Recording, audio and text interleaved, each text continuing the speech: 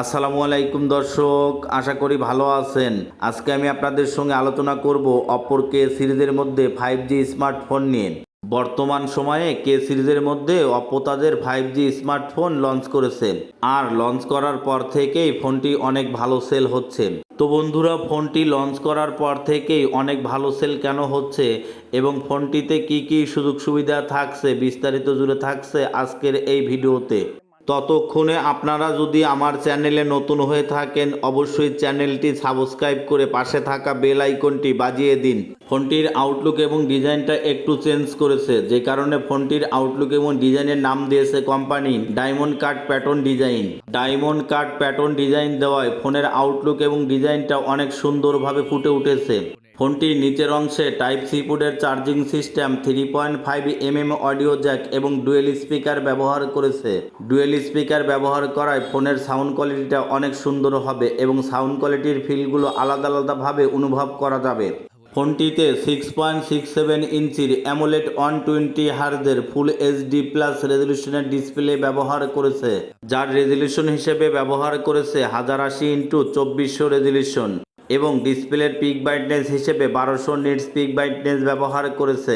1200 nits pick brightness ব্যবহার করায় low light এবং ডিরেক্ট সানলাইটে ডিসপ্লের আলো কমানো বাড়ানোর প্রয়োজন হবে না, ক্লিয়ার দেখা যাবে।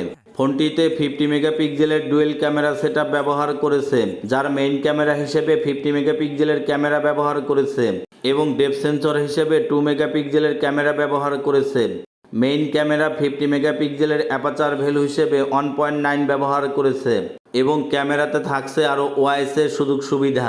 ওআইএস এর সুযোগ সুবিধা থাকায় বিভিন্ন রাইডে চড়ে ভিডিও শ্যুট করার সময় হাত নড়লেও ভিডিওর কোয়ালিটি কখনো খারাপ হবে না, শার্পনেস ঠিক রেখে ভিডিওর কোয়ালিটি সুন্দর হবে। এবং ফোনটিতে ওআইএস এর পাশাপাশি 4K রেজলিউশনে ভিডিও রেকর্ড করার সুযোগ সুবিধা থাকছে।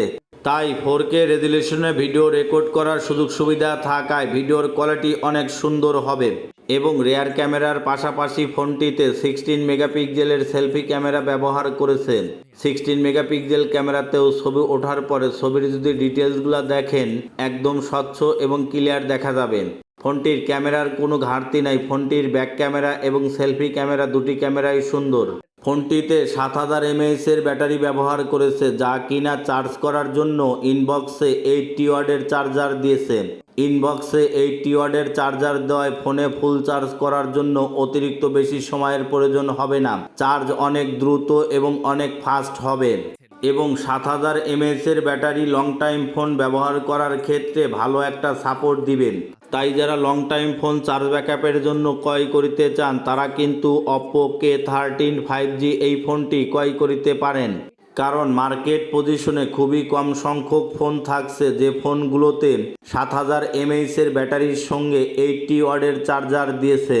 ফোনটিতে আইপি রেটিং হিসেবে IP65 ব্যবহার করেছে। IP65 ব্যবহার করার ডাস্ট অ্যান্ড ওয়াটার অ্যাসিস্টের সুযোগ সুবিধা থাকছে। ডাস্ট অ্যান্ড ওয়াটার অ্যাসিস্টের সুযোগ সুবিধা থাকায় হালকা পানির ঝাপসা থেকে ফোন সুরক্ষা থাকিবে। ফোনটিতে ইন ডিসপ্লে ফিঙ্গারপ্রিন্ট সেন্সর ব্যবহার করেছে। ইন ডিসপ্লে ফিঙ্গারপ্রিন্ট সেন্সর যথেষ্ট ফাস্ট এবং স্মুথ কাজ করিবে।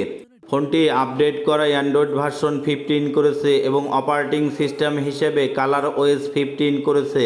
ফোনটির চিপসেটের কথা যদি চিন্তা করেন, ফোনটিতে Qualcomm Snapdragon 6 Gen 4G chipset ব্যবহার করেছে। Qualcomm Snapdragon 6 Gen 4G চিপসেটটি 5G একটি চিপসেট এবং চিপসেটটি 4 ন্যানোমিটার আর্কিটেকচারে করেছেন। চিপসেটটি 4 ন্যানোমিটার আর্কিটেকচারে করায় গেমিং সুযোগ সুবিধাটা অনেক ভালো পাওয়া যাবে।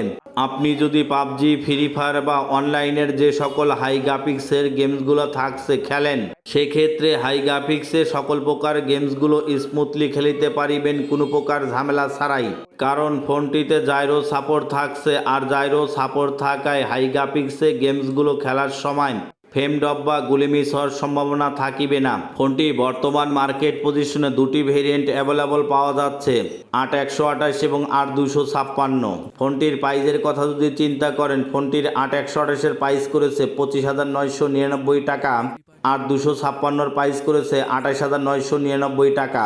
বাজেট সেগমেন্টে ফোনটির ওভারঅল কনফিগারেশন অনেক ভালো করেছেন, তাই বর্তমান মার্কেট পজিশনে ফোনটি অনেক ভালো সেল হচ্ছে। কারণ বর্তমান সময়ে খুবই কম সংখ্যক ফোন থাকছে যে ফোনগুলোতে অ্যামোলেড ডিসপ্লের সঙ্গে in display fingerprint sensor, 7000 mAh এর ব্যাটারি, ইনবক্সে 80 ওয়াটের চার্জার এবং latest chipset Qualcomm Snapdragon 6 Gen 4 ব্যবহার করেছে। তো বন্ধুরা, ফোনটির ওভারঅল কনফিগারেশন আপনাদের কাছে কেমন লেগেছে অবশ্যই কমেন্টে জানাতে ভুলবেন না।